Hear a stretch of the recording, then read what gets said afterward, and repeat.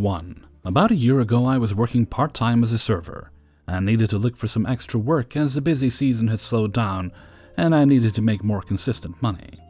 I wasn't looking incredibly seriously, as me and my girlfriend lived in a condo owned by her parents, and I had virtually no bills. One night, me and my girlfriend go to get dinner from a relatively well-known pizza chain near us. Inside, they had help wanted flyers practically spilling onto the floor. As I had multiple years of food service under my belt, I figured it wouldn't be an awful choice for some extra part-time hours. I mentioned to the manager that I was interested and would drop off an application the next day, as I was dressed to go pick up pizza. Which means a dirty t-shirt with my dog's hair on it, sweatpants and flip-flops. Obviously not interview attire. We take our pizza and leave, and the manager actually follows me into the parking lot, practically begging me to just do the interview with him then. I thought it was weird, but didn't think anything else of it. Ended up getting hired.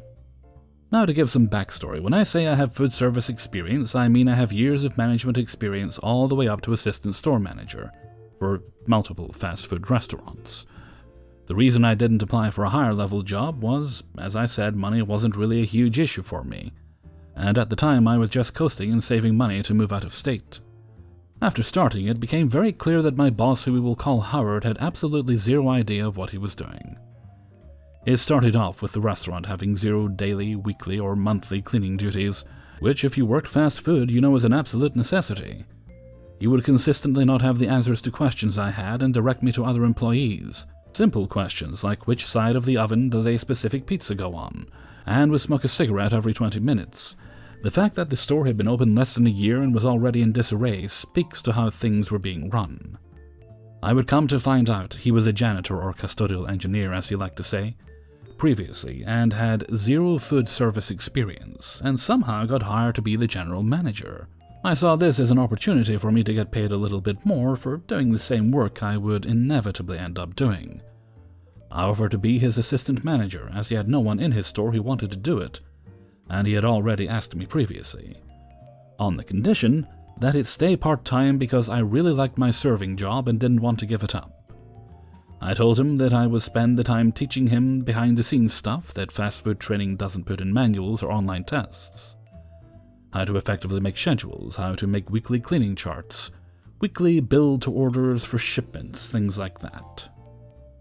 Then, when busy season at the other job started, he could hire a full-time assistant. He delightfully agreed. Me and Howard were the only two managers at that store, with 2 drivers and 5 employees other than that. He would schedule me to open to close shifts in a row on his 2 days off so he could keep them every week, and would justify it by saying he worked open to closes on the days I wasn't there, since the manager has to be there to handle any of the cash from the safe. He never worked a single double shift. I worked this for a couple of weeks, and within that time literally every single employee except for me, Howard and the driver, we will call Jeff, had quit, and we hired new people. Me and Jeff got along swimmingly, as we were both stoners into the same music and fairly laid back. We also loved to talk shit about Howard. He was also Howard's next-door neighbor and sold him some weed on occasion, so he had all the dirt all the time. It became clear to me that there was some money issue going on somewhere, as we were getting way more tips at the front counter from credit cards, on reports, than going into the big tip bag for employees. This wasn't the easiest catch, since he would save the tips up for 2 weeks to distribute them to employees, on the weeks opposite of payday. However, with the store being an unorganized mess, it was hard to know if it was money being stolen, or just simply numbers being put into the system incorrectly. One particular night I was closing the store and was having some issues balancing the drawers, and the numbers weren't adding up. I called Howard, who picked up with a hiccup and a slew of slurred words. I explained to him the problem I was having, and he tried to walk me through it, but was either too drunk or more likely just didn't know the answer to my question. I told him I would call his boss, who I had met a couple times and had mentioned if I ever had questions to call him. Howard immediately freaked out and said, "Don't do that. They don't want anyone to know how to work the numbers on the point of sale. Otherwise they will try and steal money." Knowing that was an asinine response, I said that makes zero sense. How am I supposed to fix a problem if I don't know how it works? Then he said the words that started the snowball that would come crashing down on his whole life. Told me, Listen, you were asking way too many questions about the cash. It makes you look really suspicious. Like you're the one stealing money. I told him whatever, I would leave everything the way it was, and he could fix it the next morning. Or try at least. I had to be careful, because in food service, if stealing money ever comes into question, most places will just fire you since they can hire any zit-covered kid to replace you. Because of this and just my morals, really, being called a thief is the one thing I do not stand for. I hatched a plan with Jeff, who sided completely with me and had his suspicions for a while about him. Jeff knew that he was an alcoholic who would never turn down a night at a karaoke bar. Now Howard was interesting because of how incompetent he was. He still tried to be the biggest people-pleaser I've ever met, but in like a lonely and desperate way. He had practically begged me multiple times for us to go drinking together or come smoke with me at my house. Keep in mind I am 24 and he was 32 with a wife and 2 kids at home. We decided to both invite him out to a night of karaoke the night before he had a big meeting with his boss and the VP of training for the whole company. Of course, since me and Jeff both invited him, he couldn't say no. I actually ended up having a good time that night. Not because Howard was good company, because my plan involved me buying Howard at least 7 Jaeger bombs, a double shot of Patron, and a lot of beer I had to drink a fair share of. What a birder, I know. My girlfriend, who was designated driving for us, dropped him off at home around 5:30 in the morning, after a rather long smoke session at my house, suggested by me, of course. Needless to say, he did not show up to work the next day. He called and told his boss, who was already at the store, that his kid needed to go to the hospital the night before and that he was still at the ER. They called me around 11 to come in and cover his shift. When I got there, I asked Howard's boss why he called out, and when he told me the reason, I said, "Really? Well, I stopped by that karaoke bar last night for a few hours and he was there. I wonder why he took him in and not his wife," and showed him a picture of an obviously fucked up Howard and myself. They ended up firing Howard within 30 minutes and had offered me his position, as I had more experience than him anyways, and was already practically running the store and had completely taken over training new employees. I should have been perfectly content with him getting fired. I never imagined to have been offered his job. I was blown away. However, I still didn't accept the job as I didn't want the stress level the job came with. They say the best gifts keep giving. Well, so do the best revenge plots. Howard had his wife kick him out, ask for a divorce, and full custody of his kids. He went over to Jeff's house and sobbed and cried, cursing me for ruining his life just so I could take his job from him. I would have given anything to have been a fly on the wall, to see the look on his face when Jeff told him that I didn't take it and quit the job shortly after. 2.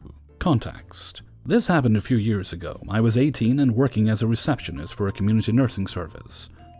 As the youngest in the team by a long shot, the average age of the employees being around 55 to 60, I was usually the one responsible for the computer stuff. Mostly just simple things, nothing a quick Google couldn't solve. The other staff members were wonderful, and I learned a lot from working with them, except for the assistant manager, Karen. This woman was the bane of my existence. She was 75 plus, recently came out of a 15-year retirement as a receptionist, and was armed with a certificate in business management from a 4-hour online course. She refused to use basic computer skills such as Word or email, stating that she didn't need to learn them again when she had others to do it for her, namely me. In a 5-hour shift, I would spend 3 hours just fielding her tasks. Needless to say, this came along with all the fun personality traits that make a manager from hell. Malicious compliance. At the start of my shift, I receive an email from Karen, asking me to print the attached files. One was a PDF and the other an MP4, so assuming she just meant the PDF, I take the printed copy to her. This is roughly how the exchange went. "Why do you only have 1 file? I sent 2. "You want me to print an MP4? "Isn't that what I asked? A monkey could do your job, and probably better at that." Here I'm pretty sure she laughed at her own joke.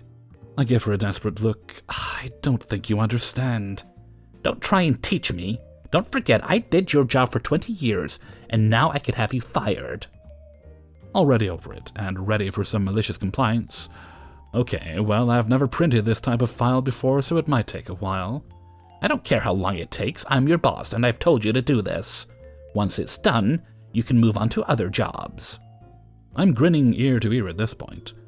I get back to my desk and send her an email summarizing our conversation and explicitly clarifying that she wanted me to print an MP4, to which I got a snarky reply. Perfect. I spent the next 4 or 5 hours pausing the video every 2 to 3 frames, screenshotting it, pasting it to a Word document and printing. The administrative tasks piled up, not that Karen noticed because she mostly spent her time reading magazines and talking on the phone. I felt bad as this placed an extra load on the other receptionists. However, since Karen was universally hated, they gave me their blessings. Once complete, I took about 100 pages carefully held with clips to her desk and sweetly told her that I'd printed the other file. She looked smug until she saw what was in front of her. Page after page of almost the same picture as a man moves through the video, some slightly blurry, all in full color. She was furious to say the least. But I was 1 hour overtime in my shift, and Karen knew that would already cause her some issues, so she let me leave, though I knew it wasn't over yet. As expected, I get called into HR for a meeting the following week, where they accused me of wasting company time and not complying with management. I explained the situation in detail and showed them the email including her awful reply. I also showed them a few more emails and texts where Karen used some particularly descriptive words to insult our staff members, including the very HR rep taking my interview. Turns out this was the straw that broke the camel's back, as Karen had multiple reports against her from other staff members, and she had been driving HR insane with her own complaints. She lost her job the following week. The best part is that this happened on a Sunday, where I got double pay. I took some of that sweet overtime cash and brought in cupcakes to work once Karen was gone. I said it was an end-of-week treat, but we all knew we were celebrating. The HR rep seemed to particularly enjoy hers. 3. I've been with my current employer for many years now. Even though I've quit, I've come back to them. My company also has an incentive. If an employee comes up with a way to do business better or changes something that has a net benefit to the company, they get a percentage of the increased revenue and profit. Over the years with this company, I've had several major impacts. Well, about a year ago, I was talking to a senior-level manager, Bob, and Bob was telling me about how the company had been having an issue in recruitment and hiring of new talent for our sales division. Now, I had been in sales before and knew of the pitfalls our structure created and why senior reps would excel and junior reps would get crushed, and had a really good idea on our turnover challenges. Then one night I had an idea on how to change the sales structure of our company almost entirely, which would still retain our senior reps, but also make it easier for younger, more junior reps to find success and stability by a result reducing turnover. I spent a good amount of time on designing this plan before I ever presented it to anyone. Since this was Bob's area of expertise, after many revisions and bouncing it around my head, I called Bob and I presented my idea. Bob liked it a lot. However, he had a few minor tweaks, and he brought up concerns company executives would have. I tweaked the plan and came up with rebuttals to those objections and shared my plan with Bob. I did this several times. I would say, though, my plan was about 90% original. Bob had been with our company for decades at this point, and I've known him for my entire time, so I trusted Bob would be sure to credit me. Considering my name was all over my presentation I sent over to Bob, I expected Bob to share in the love with me should there be any. I felt like I needed Bob as an ally to make my idea work, which is why I brought him in my plan. I followed up with Bob and he basically made it seem like my idea was rejected, that the company was going to keep on doing what it's always done. Okay, fine, whatever, shit happens. It's not the first time my idea has been rejected. Cue a few months later, and our new fiscal year is starting, and our CEO calls everyone to a company-wide meeting. And as I sit down to watch, I witness our CEO praise Bob for coming up with a brilliant new sales structure, strategy, and compensation plan. It is my plan with my name removed. The CEO was gushing over how wonderful this idea is, and how he thinks it will benefit us greatly. I'm fucking fuming. Piss Bob stole my work. Put his name on it and took credit. He violated my trust and lied to me. He told me the company had rejected the idea. Yet here I am watching my company implement my idea. I get on the phone with my VP and let loose. Now, my VP, Tim, is a really good guy and I trust him. Tim is taken aback. Says that right around the time I presented my plan to Bob, Bob started presenting to senior management, and it was almost immediately considered a great idea. In fact, Bob knew the company was considering forcing him into retirement because they felt Bob was holding the company back, and the company needed to make a change, and this idea saved Bob's job. Now, to give you an overview of how in-depth my plan was.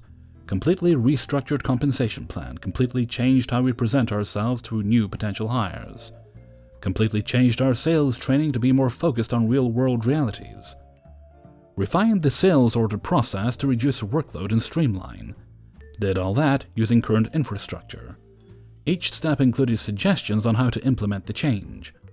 Bob oversaw all of this in his current role. I then asked if I could prove that it was my idea, that I had presented it to Bob, and so forth. Now, Bob and I had discussed this over email and Facebook Messenger and another chat app. I went through our emails, Facebook Messenger, and the chat app, and took screenshots, created a PowerPoint, makes it so easy to present ideas, and sent it to my VP.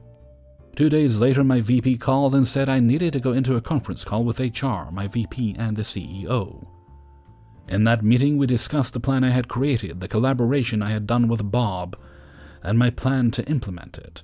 Not only that, I presented the research I had done, which Bob did not have access to, and justified why my idea was a good idea. The CEO seemed impressed with what I had done and convinced that I was the true creator. I was then asked what I thought had happened, and I straight up accused Bob of stealing my idea and removing my name from it in an attempt to further his career. I was told they would be having a separate meeting with Bob after that. They would inform me of any future changes. A week later, my VP called me and asked me if I was offered the chance to implement my plan, would I be willing to do that?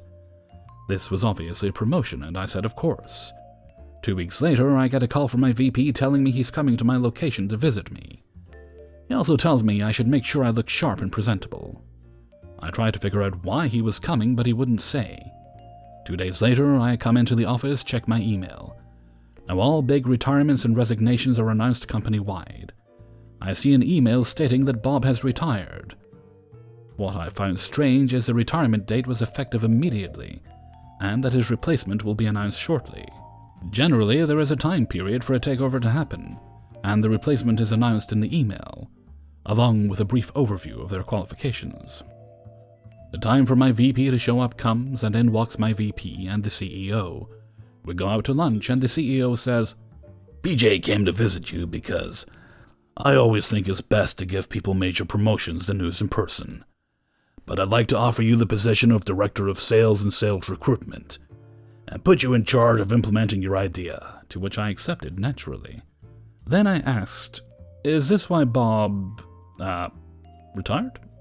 To which the CEO smiled and said, "After talking to you and talking to Bob and discussing it among senior management, it was decided that it was time for a change, time to inject new blood into our organization.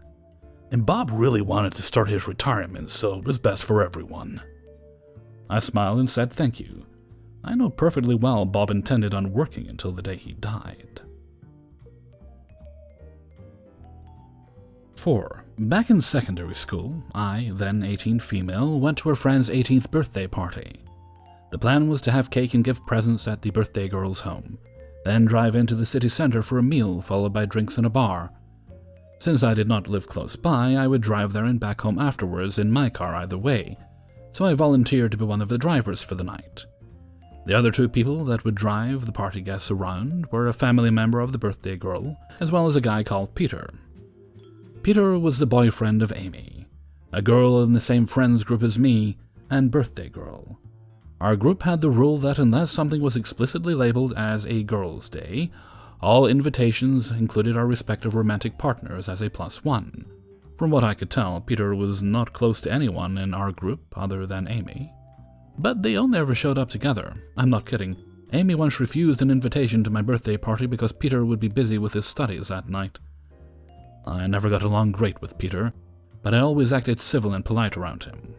Birthday girl lived in a part of town I've never been to before. While driving from her place to the restaurants, we drove through a stretch of road that had several hard-to-see curves, with several intersections and traffic lights and several lines of road in each direction. The road is crowded with cars that drove at the speed limit. I did not try to drive too slow as not to block traffic, but I had to drive a little below speed limit. When we reached the restaurant, Peter pulls me aside. You do know you can cause accidents by driving too slow, don't you? I'm annoyed since I'm an experienced driver and he has no reason to lecture me. Yes, I know, but I never drove in that road before, so I could not go full speed while navigating safely in that traffic. Also, I'm not sure that driving between 40 and 45 kilometers an hour in a 50 kilometer an hour zone can actually be considered too slow. He sneers and leaves to join Amy at the tables. Later, we drove to a different part of town for drinks. Mine was the last car to enter the parking lot, so the other cars had already parked by the time I found an empty spot. Now, there is something you should know about my car. It was a solid working car, but a bit on the older side. It drove well, but was missing some amenities newer cars had. Most annoyingly, it did not have hydraulic power steering. As a result, it was very hard to adjust the wheels while the car was standing still. It was possible, but did require some elbow grease. I was used to it and could move the steering wheel while standing with little problem, but I had also adjusted the way I drove to make it possible to do most adjusting while the car is still moving. Among other things, I was very careful while parking, as correcting the car's position mid-parking required wheel adjustment while standing still. I was letting my car roll slowly into the right position to get into the parking spot in one move. Just before I got to the spot where I had to start turning the steering wheel to get the right angle without having to stop, Peter left the group waiting for us and walked over to my car. I lowered my window. Peter, in the most condescending tone I've ever heard, "Well, how about I help you out and park the car for you, huh?" I was just about to explain to him what I thought about condescending a-holes like him, when my eyes fell on his car, his brand new car his parents bought him when he got his license. His nice car with all the amenities you could imagine. Cue the malicious compliance. I let my car roll up further to the exact spot where the wheels had to be fully adjusted in order for the car to fit into the spot.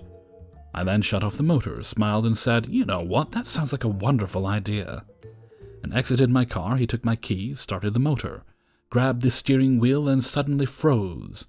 His face turned to me with a scared look in his eyes.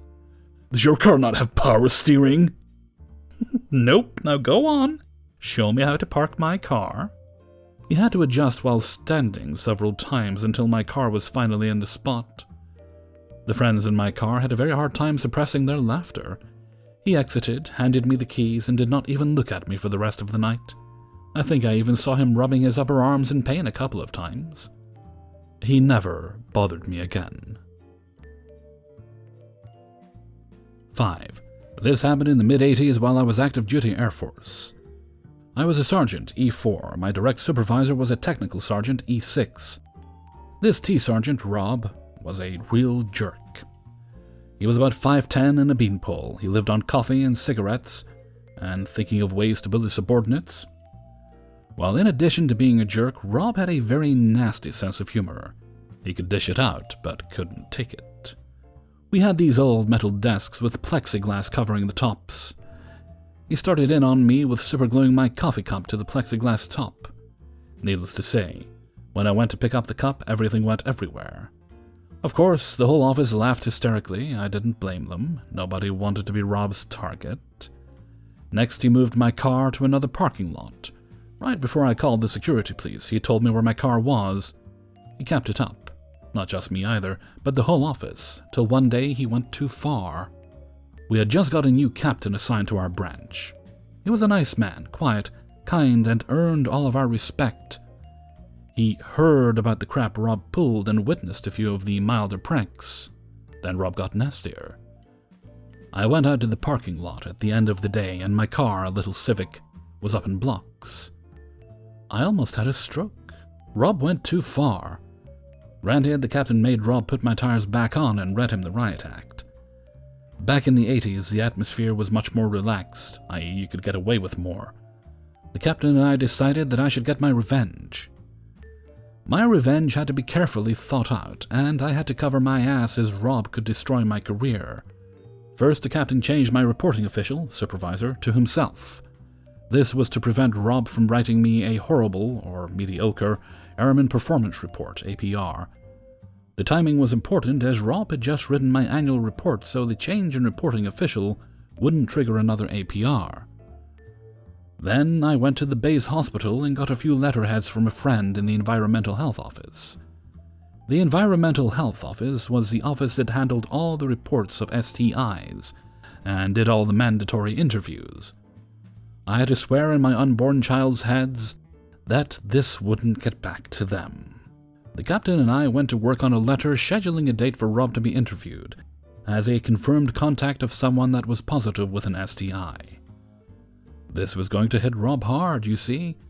He thought the world of himself. According to him, he was his wife's master, and he ruled the house and his kids. He never had any other woman but his wife who, according to him, worshipped the ground he walked on. Also, she wouldn't leave the house to buy groceries without letting him know, asking permission. I sort of believed him on that last one as she called the office several times a day. Well, the letter was written and placed in the afternoon distribution. The captain made sure he was standing next to Rob when he opened his office mail. Rob was a creature of habit and always stood right by his distribution tray to read his mail, coffee in cup and cigarette in hand. I was sitting at my desk watching. I swear Rob turned white and I could hear him say something to the captain. I could see the captain reading the letter Rob handed to him, so I moved a bit closer, not a huge office, and heard the captain say, "Well, Rob, have you been horsing around?" Rob, of course, was denying this, like, really, who would touch him, yuck, and kept saying, "I can't believe this." It wasn't until a few minutes later when Rob went to grab a phone to call his wife, maybe, that the captain said, "Wait, Rob." He, the captain, looked at me and said, "Do you think this is enough?" The captain and I both busted out laughing. Everyone in the office was looking around confused and asking what was so funny. Neither the captain nor I would tell anyone what was going on. Rob knocked over the distribution boxes, threw his car key, and started having a fit. The captain stopped Rob's fit and basically told him quietly that he deserved what he got, and he ordered Rob to stop with the pranks. Thank God I thought about changing my reporting official because Rob would have roasted me. Not much later, I volunteered for an overseas assignment. It seemed the prudent thing to do. My revenge did get around eventually within the upper ranks. It seemed to be a consensus that Rob got what he deserved. Hey everybody, Hellfreezer here, and thank you very much for listening to Revenge is Ice Cream, number 47. And thank you very much to everybody who allowed me to use their stories in this video. You know, whenever I hear about the guys like in the last story, I mean, I know the exact type, little hotheads like Rob, I can't help but feel kind of a chill of concern about the wife. Now, obviously, none of us knows exactly what's going on in that situation, so it would not be right to make accusations of any kind, but it does concern me whenever I hear about a partner that's that compliant, that they don't even leave the house without asking permission. Now, I have known people where I haven't suspected even the slightest bit of nefariousness, where they've genuinely just had the kind of relationship where each depends on each other completely, and they ask each other about doing everything. I suspect that wasn't the case with Rob. I suspect he did what he wanted, and his wife had to ask permission, which is disappointing, of course.